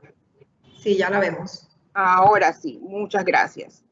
Bien, a mí me corresponde entonces hablarles un poco sobre todas esas opciones que tanto Daira como Ausberto les han hablado. Daira en el tema de conciliación específicamente para el tema de pymes. Y Ausberto a través del desarrollo de ese procedimiento de manera técnica, ¿sí? De manera técnica de qué cosas hace el conciliador dentro de ese procedimiento. A mí me toca explicarles un poquito cuál es el procedimiento que utilizamos aquí en el centro. Ausberto también adelantó la información de que en la conciliación y la mediación, pero vamos a referirnos específicamente al tema de conciliación, están regulados en el Decreto Ley 5 del 99, y esto es lo que nosotros pudiésemos someter a conciliación de acuerdo a la norma que les acabo de comentar. Materias susceptibles de transacción, desistimiento y negociación. Por ejemplo, el tema de las deudas. Alberto hacía alusión al tema de un contrato de arrendamiento comercial en este caso, en el que obviamente va a haber retrasos y demás. Usted bien pudiese someterlo a conciliación. Temas de incumplimientos de contrato, construcción, arrendamientos civiles y comerciales, compraventa de bienes muebles e inmuebles, conflictos entre socios, compraventa de acciones, contratos de exclusividad, incluso la terminación de relaciones comerciales. Eso también usted podría someterlo a una conciliación, porque de repente usted lo que quiere o lo que no quiere es continuar o no puede continuar con ese socio comercial con el que ha trabajado mucho tiempo, pero dadas las circunstancias, usted quisiera que las cosas terminaran de la mejor manera. Usted pudiese también acudir al centro a tratar de resolver esos conflictos a través de conciliación. Bien, ¿cómo se hace? ¿Cómo se hace? Es muy sencillo. Nosotros tenemos en el centro incluso, o si ustedes nos consultan, podemos hacerles llegar la información que necesiten. Usted llega al centro o en este caso, en tiempos de COVID, usted envía su solicitud por correo electrónico. Esto está resumido, después vamos a ver cada trámite. Usted presenta una solicitud, el centro le da traslado, es decir, pone en conocimiento a la otra persona o a la otra sociedad que usted ha solicitado una conciliación. Luego viene la designación del conciliador, la consignación de los gastos, las sesiones de conciliación, y no puse el acuerdo porque realmente eso no forma parte del procedimiento. Eso es una decisión de las partes. Hasta aquí, hasta el tema de las sesiones de conciliación es lo que formalmente regula el centro. Obvio que el acuerdo tiene unos requisitos formales y legales que tienen que cumplirse, pero el acuerdo no forma parte del procedimiento. Vamos a ver primero la solicitud de conciliación. ¿Qué debe contener esa solicitud de conciliación? Aquí está. Lo primero y lo más necesario, las generales de las partes, nombres, direcciones de correos electrónicos, teléfonos, datos de inscripción. Por ejemplo, si estamos ante una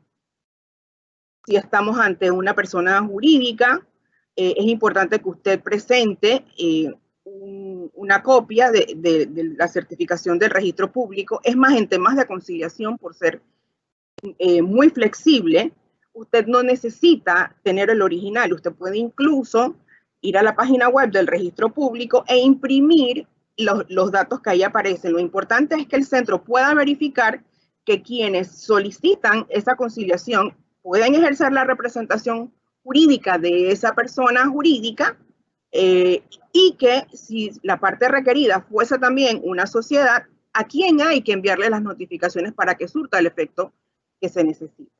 También debe usted indicar en el contenido de su solicitud cuáles son las razones que motivan la conciliación. Vamos a seguir utilizando el caso que pone Ausberto como ejemplo, el caso del arrendamiento comercial.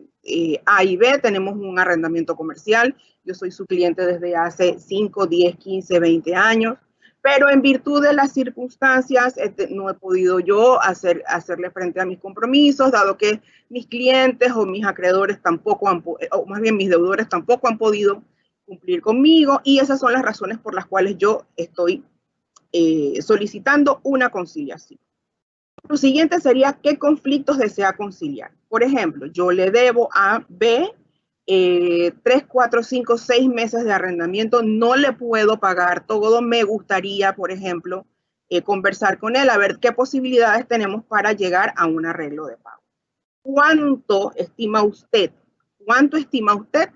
que vale esa cuantía que usted está reclamando o que le están reclamando a usted o que usted quisiera tratar de conciliar?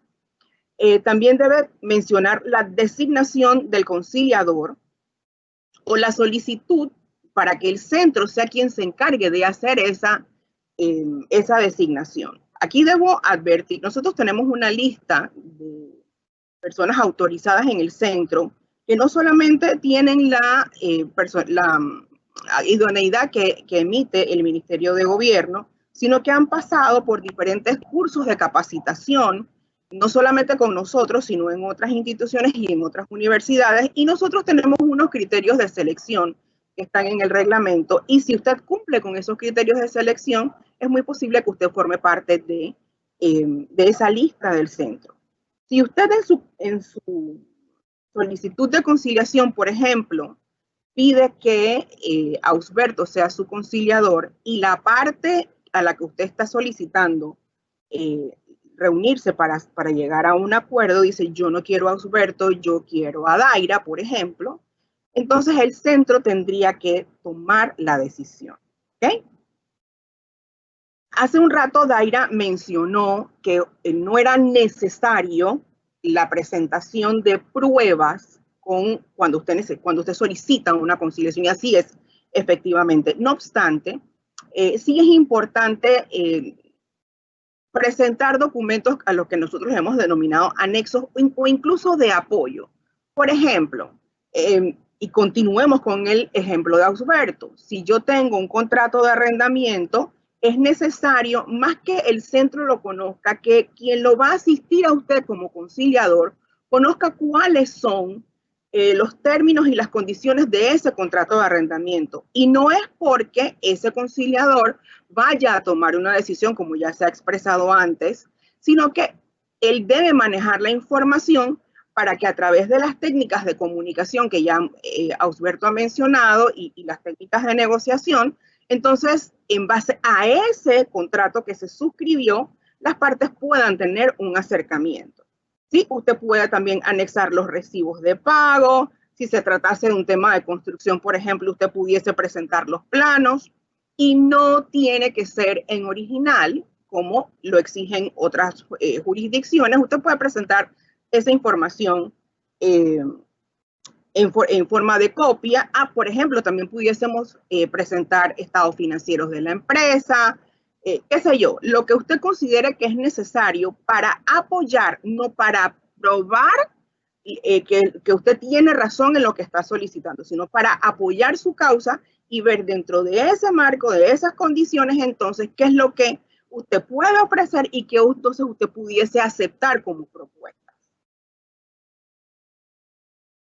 El siguiente paso, ya más detalladamente, sería el traslado. El centro emite una comunicación y a la parte requerida, en este caso, aquí no hay demandantes, aquí no hay demandados, solamente está la parte solicitante y la parte requerida.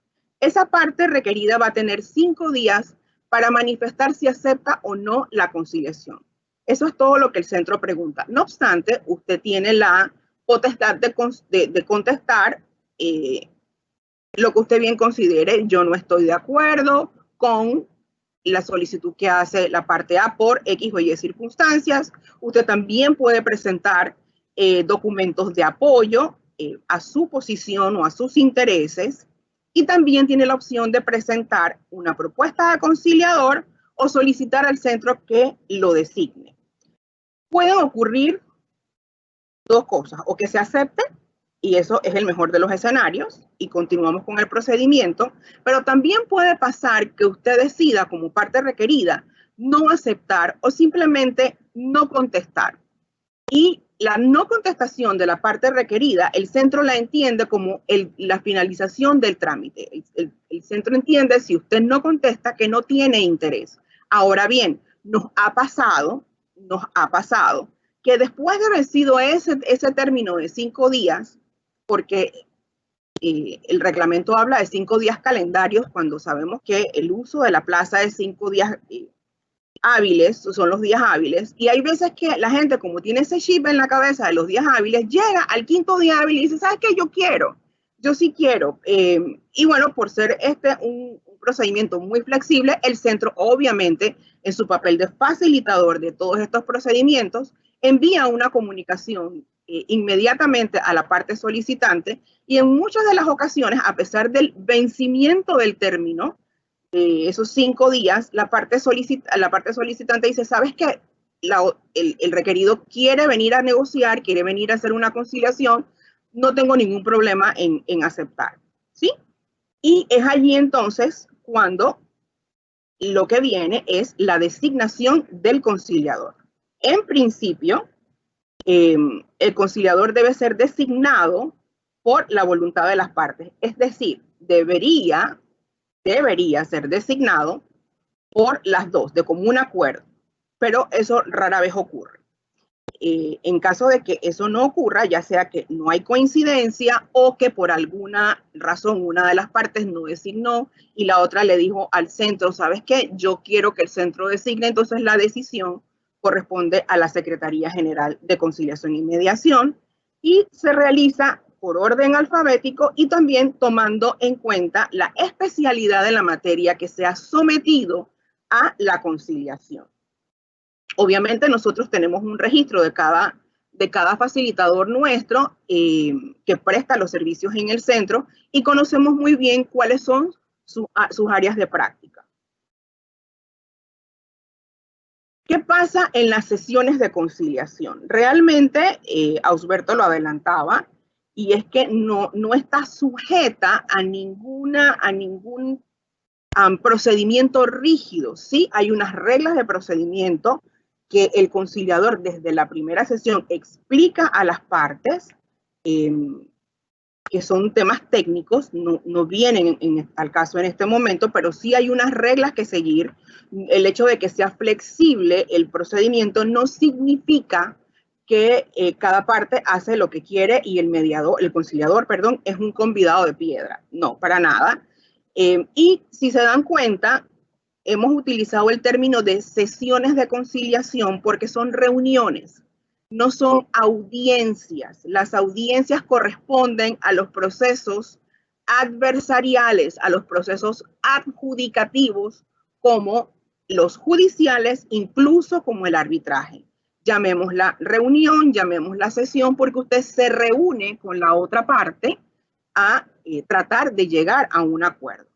Yo creo que por ahí habríamos también de hacer llamémoslo lavado de cerebro, ¿sí? Tenemos que sacar de nuestro vocabulario cuando a conciliación nos referimos el tema de que no son audiencias. Recuerden una vez más que ese conciliador, ese tercero, ese facilitador, no va a tomar ningún tipo de decisiones y la parte no le va a preguntar, ¿y usted qué piensa? Y el conciliador le va a decir tal cosa. Eso no va a ocurrir, ¿bien?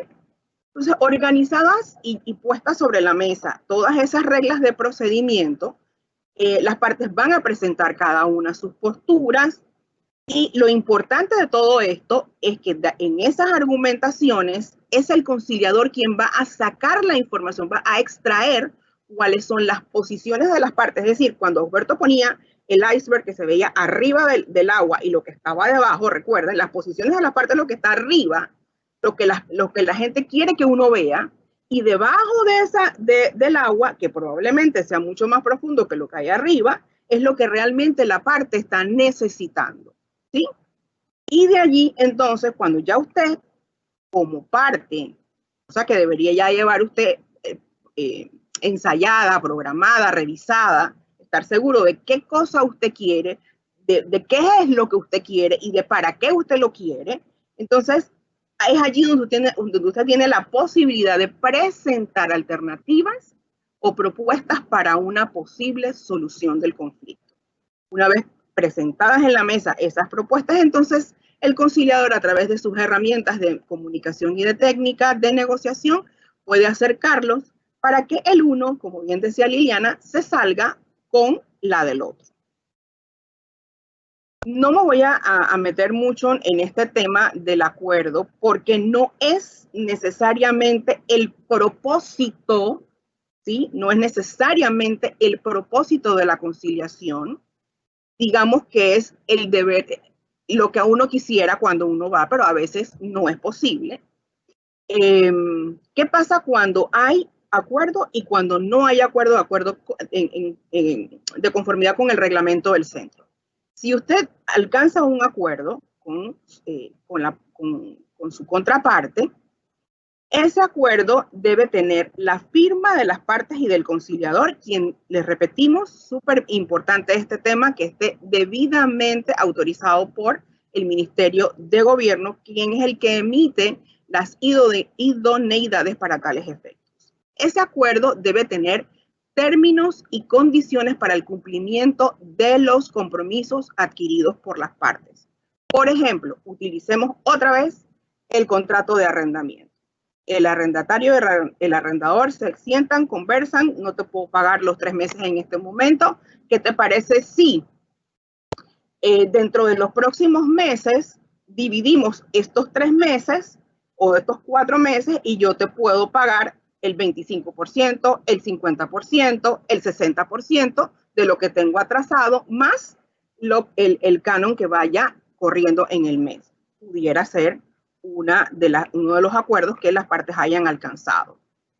Pero no solamente es que yo incluya un porcentaje de los cánones atrasados, sino que tengo, por ejemplo, 6 meses, 7 meses, 10 meses o 12 meses para cancelarte esos cánones de arrendamientos atrasados, ¿sí? Se van dando cuenta de cuáles son los términos y las condiciones para que eso pueda ocurrir. Pero lo importante de todo esto es que ese acuerdo no queda como un papel solamente firmado entre las partes. Ya Humberto lo mencionaba antes, que esto tiene efectos jurídicos. El primero es que es inmutable, es decir, no se puede cambiar. El acuerdo de conciliación no se puede cambiar y por tanto tiene efectos de cosa juzgada. No es que lo firmé, las partes lo firmamos y después decido que ya no quiero cumplir con ese acuerdo. Por supuesto que eso no puede pasar. Y también presta mérito ejecutivo. Es decir, ¿qué pasa si la otra parte me incumple el acuerdo al que nosotros llegamos? Usted con ese documento, con el acuerdo de conciliación, usted puede ir donde un juez para que se lo haga valer a través de un proceso ejecutivo. ¿Sí? Es decir, no hay que probar que se tiene una deuda. Ese solo documento es la prueba de que existe una deuda y que hay compromisos pendientes entre las partes. Y si usted está donde un juez es porque no se los han cumplido. Pero créanme que cuando usted se sienta en una conciliación, pocas veces ocurre, y no es que no pasa, pero pocas veces ocurre que una de las partes decide no cumplir con ese compromiso, porque han participado activamente de todo ese camino que hay que recorrer para poder haber llegado a ese acuerdo o a esos términos y esas condiciones, asumiendo compromisos previamente. ¿Sí? ¿Qué pasa? De acuerdo con el reglamento del centro, si no hay un acuerdo, sencillamente el conciliador levanta un acta indicando que entre A y B no se llegó a un acuerdo. No queda registro alguno, si esa es la preocupación de alguno de ustedes, no queda ningún registro de lo que una parte dijo en una reunión o de lo que dijo la otra. No queda nada de eso levantado. Sí, pero es obvio que el conciliador tendrá que tomar notas, que incluso las propias partes tomen nota de las discusiones o de los temas que se abordan dentro de esas sesiones o esas reuniones de conciliación, pero nada de eso va a quedar en el expediente que va a reposar en el centro, que es extremadamente chiquito, por decirlo de alguna forma, porque realmente no se debe. Recuerden siempre el principio de la confidencialidad. Yo creo que yo he abarcado con los temas que me habían asignado. Agradezco nuevamente no solamente a los participantes como expositores, sino a todos los que siempre, a ustedes que están del otro lado de la pantalla, que siempre nos apoyan en nuestras actividades. Muchas gracias.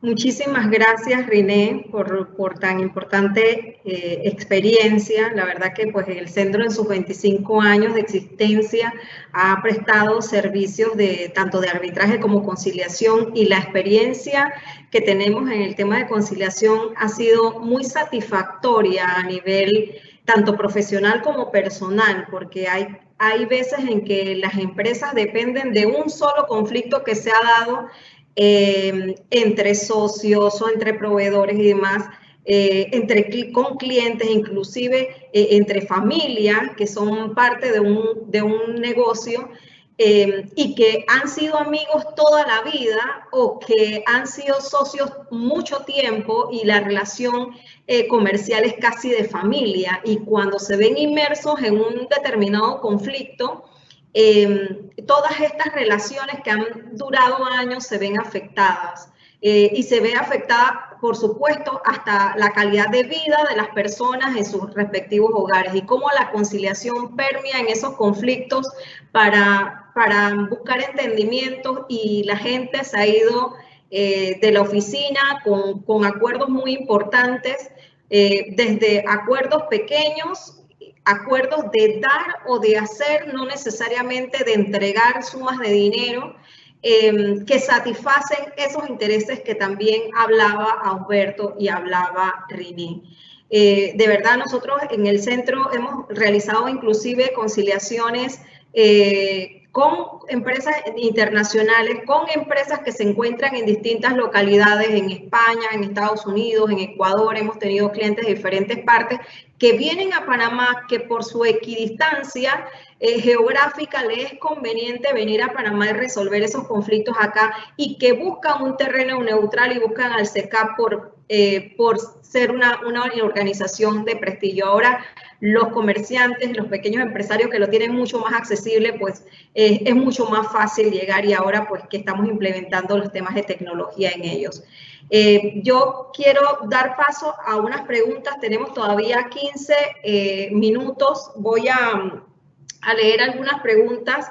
El señor Luis Toruño pregunta si la competencia y división del trabajo en la industrialización de las actividades, creo que esto un poco va para la señora Rosemary, de las actividades lucrativas dentro del mercado interno están siendo medidas para establecer el tema de competitividad. No sé si la señora Rosemary está por allí para que la pueda contestar. Vamos a... Sí, ok. Pregunta si la competencia y división del trabajo en industrialización de las actividades lucrativas en el mercado interno están siendo medidas para establecer la competitividad. Si eso fue una de las variables que se utilizaron. Bueno, realmente el tema para medir la competitividad a nivel de país influyen otros aspectos. No obstante, creo entender de la pregunta que tiene que ver es con la productividad de las empresas. Ese es un tema en el que precisamente nosotros estamos trabajando porque, de nuevo, el caso de no tener los suficientes datos para, por ejemplo, poder establecer cuál es la productividad de una determinada industria, por lo menos a nivel público, y que eso pueda servir de referencia para nuevas empresas, o que uno pueda tener un benchmark de manera que uno sepa si está dentro de los niveles de esa industria o no, y entonces tomar las medidas correspondientes. El tema de productividad, pues, dentro de la empresa puede ser visto desde muchos aspectos y depende de la industria. Un tema de el espacio, el tema de los niveles de producción por hora o las horas hombre que requiere una determinada actividad. Sí que hay muchas métricas que pueden ser utilizadas y dependen del tipo de negocio, porque, por ejemplo, dentro de una industria manufacturera no es lo mismo que una industria tecnológica, no es lo mismo que una empresa de comercio. Así que hay formas de medirlo, y el tema de productividad sí incide en los resultados que muestra el país, pero como competitividad en sí del país, pues son otros aspectos que también se consideran. Muchas gracias, señora Rosemary. También preguntan para Humberto si conciliar se puede entender entonces que tengo que ir pensando en perder, si es sinónimo de perder. ¿Ya estoy en vivo? Sí. No, definitivamente no. Todo lo contrario. Usualmente estamos acostumbrados a ver la conciliación como una negociación lineal, eso es lo que explicamos hace un rato, y realmente conciliar es más allá que una negociación. Entonces, en ese sentido, la conciliación procura que haya una relación ganar-ganar entre las partes. Y muchas veces uno, por estar metido, como decía hace un rato, en esa maraña de situaciones, no ve otras opciones más allá de las que le quedan a uno pues ahí al tiro de la vista. Y en eso es que tratamos los conciliadores de ayudar a que veamos el bosque y no solamente un árbol. Gracias, Alberto. Preguntan también a Daira, ¿qué opinión tienes si son las partes, por medio de su autonomía, que llegan a cursar documentos en el medio de la conciliación? Bueno, creo que René habló un poco de esto. Dice acá, ¿puede el conciliador o el interventor? Ya están hablando un poco de la aplicación de la conciliación y creo que eso va a ser parte de otro webinar. La conciliación en la reestructuración de empresas. Dice, ¿puede el conciliador o interventor reclamar dicha confidencialidad o solo se queda en excepcionar su participación como testigo? Esto hablando de situaciones ocurridas en una conciliación con el interventor, dice.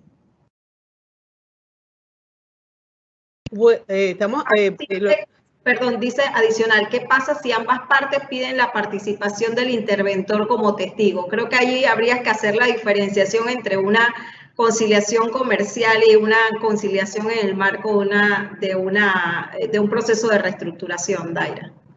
Sí, en efecto, es una, como que dice, no es un invento, es tratando de adecuar la figura del conciliador en un proceso de reorganización.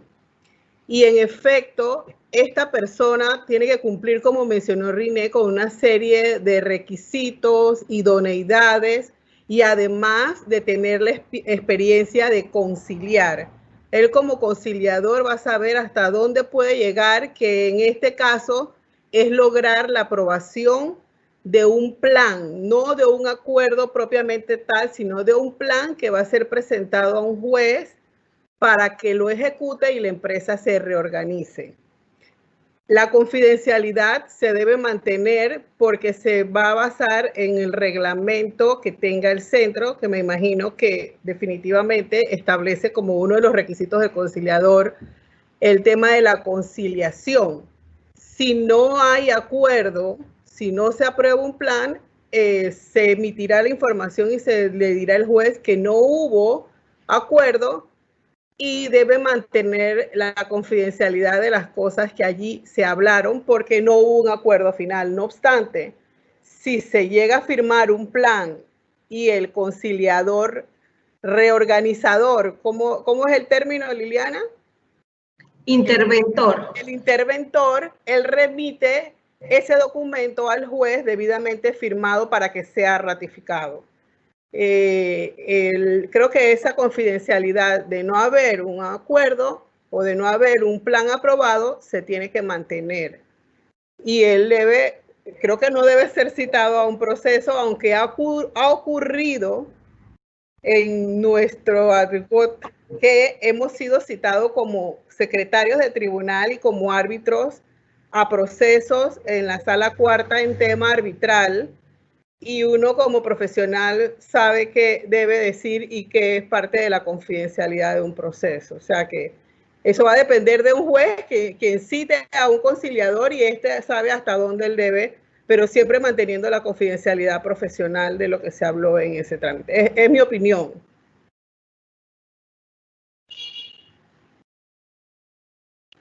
Sí, creo que René también tiene algo que aportar en esa respuesta. No manejo